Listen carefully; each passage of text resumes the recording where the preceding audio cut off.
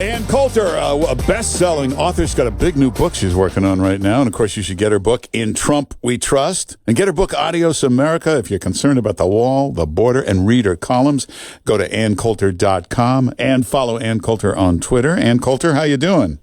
Great. How are you, Mark Simone? Very good. Hey, you're a big best-selling author. I'm reading this. You see this new Bill Clinton, James Patterson book? It stinks. What the hell happened? I guess Patterson ran out of steam. It's odd to have an established author going to, I guess, a big name as an alleged co-author. Very strange. Well, I've asked a lot of publishing people. They all say Patterson and Clinton probably have never even seen the book. They farmed it out to somebody. But yeah, as an actual author who writes her own books, which is increasingly rare, I don't know why celebrities have to sell books and pretend they're writing books. Why can't they sell mugs with their names on it, or placemats or something? T-shirts. Why do they have to hire a ghostwriter and put out some crap-ass book that nobody cares less about? It's just going to sit on a coffee table.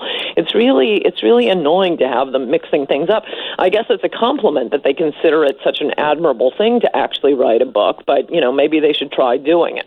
Yeah. Now, when you see Bill Clinton go on these shows and he's stunned that anybody would ask him about Monica Lewinsky or anything, how naive did he get, or is he just out of touch now? Well, the Clinton machine has lost its power. As I wrote in my column last week, it really, I don't think Weinstein would have been exposed if Hillary had won the election. This Me Too movement never would have taken off. There has been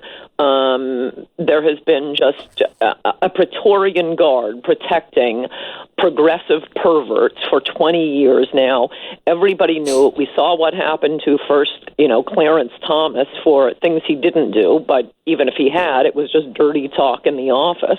Remember, he allegedly talked about Long Dong Silver, and just, to quickly, most people, when they hear about it, they always want to split the baby. No, Clarence Thomas never did any of that. It's well known in Washington that among, a group of poker players that used to include all these Supreme Court justices, D.C. Circuit judges, people like Scalia, they always said that Clarence Thomas was the most prudish of all of them.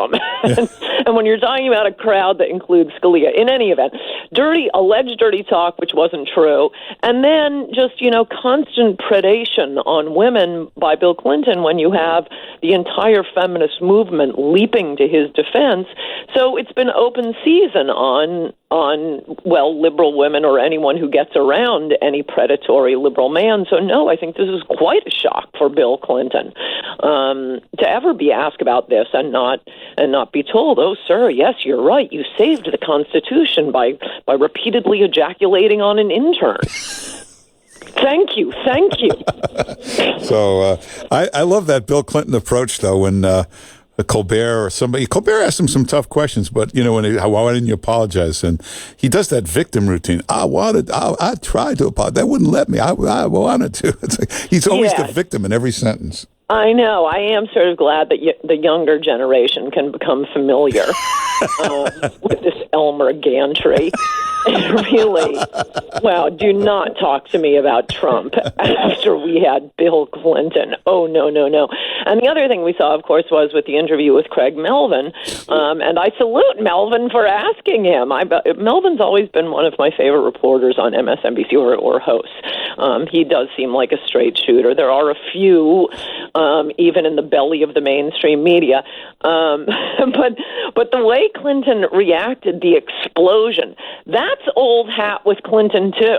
When he gets asked a question that isn't a suck-up question, remember how he blew up with Chris Matthews, asking him if he had, and it's perfectly provable on the record. He had totally blown off those warnings from Michael Schur and others. Osama bin Laden, we can take him out. We need to take him out. And Clinton was, too busy with Monica Lewinsky, totally blows it off. He gets asked about that in much less harsh terms than I just put it by Chris Wallace, and he absolutely blew up. You can see the video on YouTube. His face was red. He was storming and angry, just like this question with Melvin. So it's either, total anger if you're not being sucked up to, or total Elmer Gantry with this guy. And then in the next hour, the panel discusses how thin-skinned Donald Trump is. The FBI stuff with Peter Strzok had more involvement now than we know. McCabe wants immunity. This is really dirty stuff up there at that little cabal at the top. It's very, very, very dirty, and I think it's very important that it be exposed and consequences meted out. It just becomes clearer and clearer that, thank God, Hillary Clinton was not elected, because, I mean, Democrats generally, but the Clintons in particular, they can corrupt anything. And it was just assumed that Hillary was going to be the new boss. So let's just get started early on the corruption. Yeah.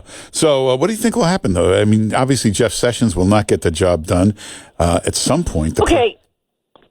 Hold on right there. Why? I have had it with you Trump zombies attacking the best member of the administration. Jeff Sessions? Thin-skinned Donald Trump, and he is thin-skinned here, through his own idiocy, fires Jim Comey when he could have done it when he got into office. He could have waited a few months. No, Jared, because of his extensive experience in politics, tells him, no, fire James Comey now. It couldn't have been worse timing if he had waited 3 weeks. He could have done it. But no, when he fires Comey, then he says he did it for Russia.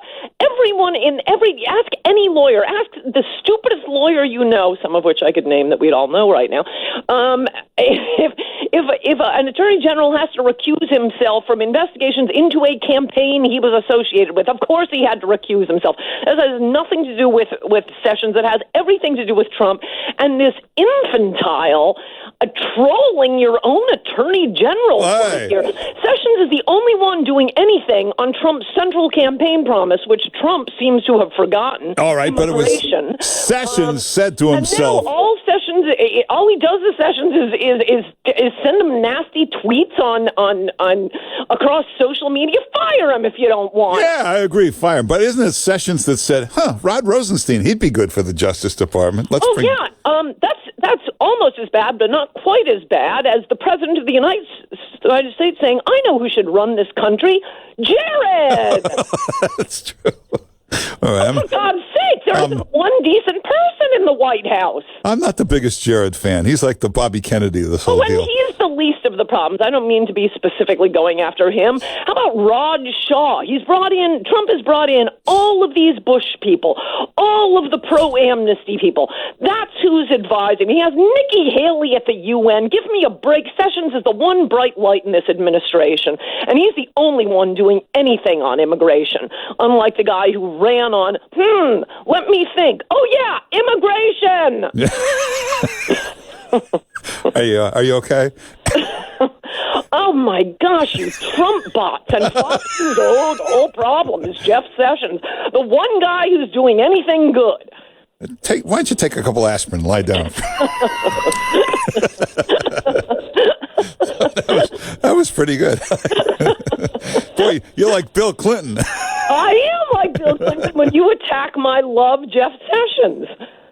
Wow. All right. How about that Gomer Pyle? He was pretty good, too. Again, who fired Comey? Who went on Lester Holt and said, I did it because of Russia? Oh, yeah, it's all Sessions' fault here. Well, all right, that's true. But since the Mueller investigation doesn't seem to be looking at anything that has anything to do with the campaign, the Manafort stuff's from a million years ago, the Flynn side, nothing he's investigating has anything to do with the campaign. Can't Sessions unrecuse himself now? I mean, you could just say it's pretty clear you're not looking at anything involving the campaign. I'll unrecuse myself.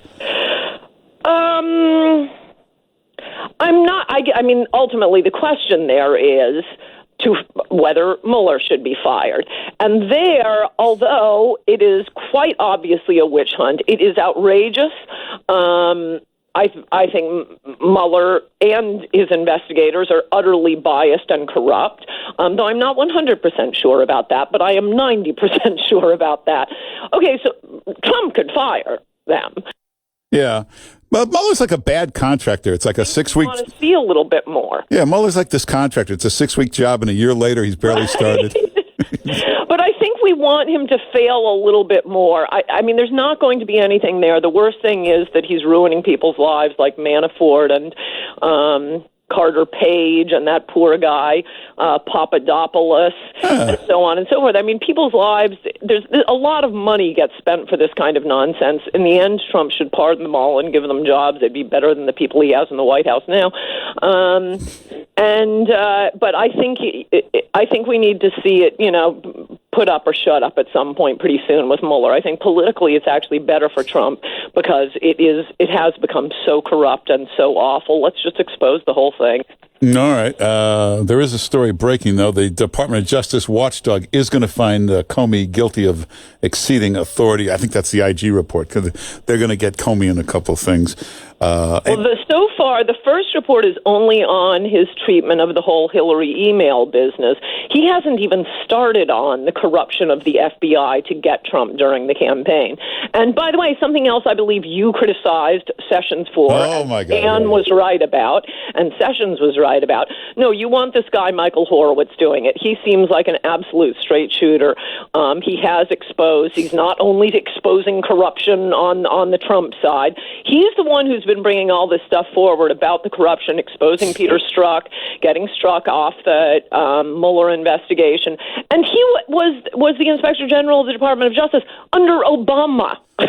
Well, that's a good point. Keep him there. Let him keep doing his job. All right, I agree. Things are happening a little too slowly, but they're happening. I hate to say we're out of time, but everybody get Ann Coulter's book, In Trump We Trust. Get her book, Adios America. A new column comes out tomorrow, right? Yes, or tonight for the eager. Tonight for the eager. So make sure you're following her on Twitter, Ann Coulter at Twitter, and sign up at anncoulter.com. And Ann Coulter, thanks for being with us. Good to talk to you, Mark Simone. Bye-bye. All right, take care.